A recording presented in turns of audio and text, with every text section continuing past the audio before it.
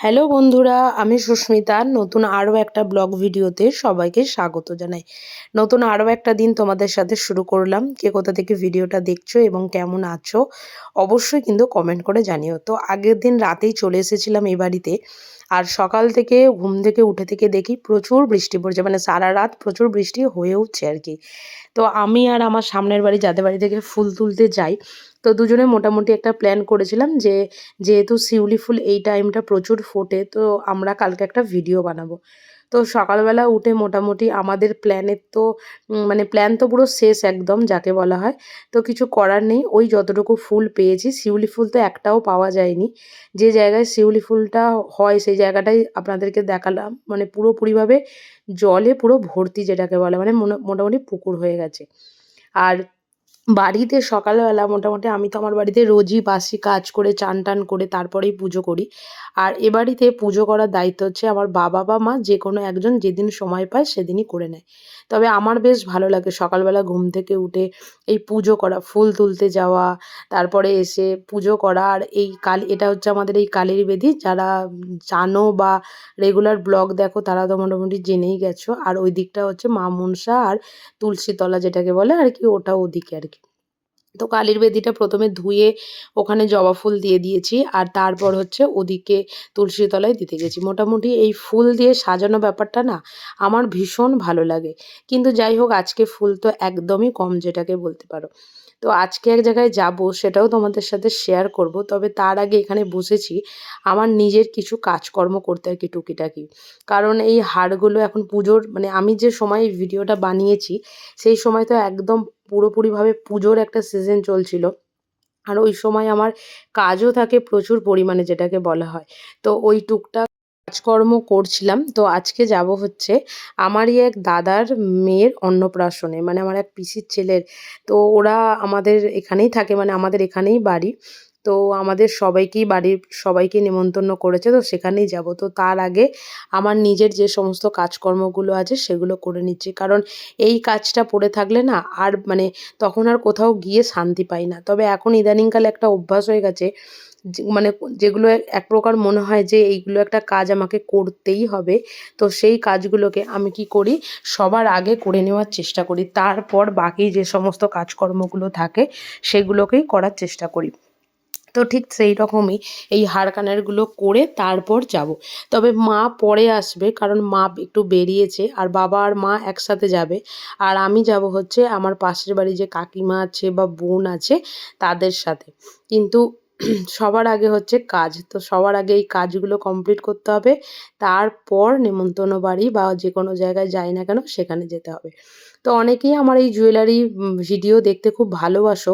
আমি দেখেছি অনেকে কমেন্ট করো নিজেরাও, মানে মানে ভিডিওতেও কমেন্ট করো, এমনকি এমনিতেও অনেকে পার্সোনাল মেসেঞ্জারেও কমেন্ট করো যে জুয়েলারি শেখানো বা কোথা থেকে শিখেছি এই ধরনের কিছু।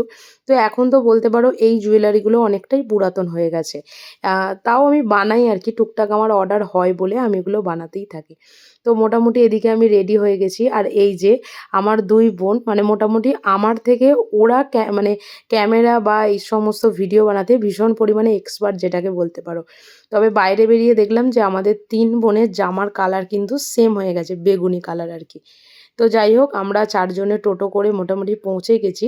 মানে বাড়িটা আমাদের সামনেই ছিল, কিন্তু ওরা একটা লজ ভাড়া করেছিল আর ওদেরই টোটো। তো এই যে খুব সুন্দর করে এখানটাকে সাজিয়েছিল, আর ওইখানটা ওই পুচকিটা বসবে বলে। তো আমরা যখন গেছিলাম তখন তো প্রায় দুপুরবেলা। আর এই হচ্ছে দাদা, আর ওই পুচকিটাকে নিয়ে আসছে এবার ওর অন্নপ্রাশনের, মানে মুখে ভাত দেওয়ার যে রিচুয়ালসটা সেটাই আর কি হবে। তবে ও প্রচণ্ড পরিমাণে কাঁদছিল। এক তো গরম, আর দ্বিতীয়ত এই যে মানে একটা বেনারসি ওকে পরানো হয়েছে, আর তারপরে তো ফুলের সাজ বা যে কোনো কিছুই থাকে। আর এখানে ওর খাওয়া দাওয়া সমস্ত কিছু সুন্দর করে এখানে সাজানো হয়েছে। আর ওই যে মালাটা পরানোর সময় এত কাঁদছিল, এত কাঁদছিল, মানে যা বলার নয় আর কি। তো সমস্ত রিচুয়ালস শেষ করে যখন ওকে ওর ওই বেনারসি শাড়িটা খুলে দেওয়া হলো, তখন ও একটু যেন মনে হয় শান্তি পাওয়ার মতন একটু শান্তি পেলো যেটাকে বলতে পারো। আর ওই যে পাশে বসে আছে এটা হচ্ছে আমাদের ছোট পিসি, মানে হিসাব মতন আমার ছোট পিসি হচ্ছে ৩টে, মানে ৩ বাড়ির ৩টে ছোট পিসি যেটাকে বলা হয়। তো এটা হচ্ছে আমার মেজ দাদুর আর কি ছোট মেয়ে যেটাকে বলা হয়। আর এদিকে এই যে ওর মুখে প্রসাদ দেওয়ার জন্য সমস্ত কিছু বলে বলে দেওয়া হচ্ছিল যে কিভাবে কি ওকে কোনটা খাওয়ানোর মানে খাওয়াবে না খাওয়াবে। আর ও ওদিকে কেঁদেই যাচ্ছিল, কান্নার ওর কোনো শেষ ছিল না যাকে বলা হয়। আর আমরা মোটামুটি এখানে সবাই প্রত্যেকটা মানে নিমন্ত্রিত অতিথি বা ওর মামার বাড়ি বা আমাদের পাড়া প্রতিবেশী যাদেরকে যা যা বলা হয়েছিল, আমরা সবাই মোটামুটি এই জায়গাতে মানে দাঁড়িয়ে ছিলাম বা কেউ বসেছিলাম আর এই অনুষ্ঠানটা দেখছিলাম আর কি। আর যখন এই মাছের মুড়োটা ওর মুখে দেওয়া হয়েছিল তখন একদম ওর কান্না পুরো একদম চুপ যেটাকে বলা হয়। এই যে এখানে সবাই মিলে এই অনুষ্ঠানটা আমরা দেখছিলাম আর ভীষণভাবে এনজয় করছিলাম। তো এরপরে মোটামুটি এই নিয়মকানুন শেষ করে আমরা চলে গেছিলাম হচ্ছে খাবার ওখানে। আর খাওয়া দাওয়াটা মোটামুটি ওপরে, এই লজটা মোটামুটি অনেকেই চেনো, নেতাজি লজ বলে এখানে পরিচিত আর কি। তো এখানে মোটামুটি সমস্ত কিছু হয়ে গেছিলো আর ওদের যেমন হয় না ফটো সেশন আর কি, মামা মামি বা সবার সাথে আর কি ওদের এখানে ফটো তোলা হচ্ছিল। আর আমরাও এখানে টুকটাক করে তুলছিলাম হচ্ছে ফটো। এই যে আমাদের পাড়ার কাকিমা, একটা পুচকি বোন, পাশের বাড়ির পিসি সবাই মিলে এখানে ছিল। তো চলো আস্তে ধীরে আমরা এখানে খাবার ওখানেও চলে গেছিলাম। আর একই টেবিলে বসেছিলাম মা, আমি, বাবা, আমার কাকিমা সবাই মিলে। তো আজকের ব্লগটা এখানেই শেষ করলাম। যদি কিছু ভালো লেগে থাকে একটা লাইক করো, শেয়ার করো। কেমন লাগলো ভিডিওটা অবশ্যই জানিও। টাটা।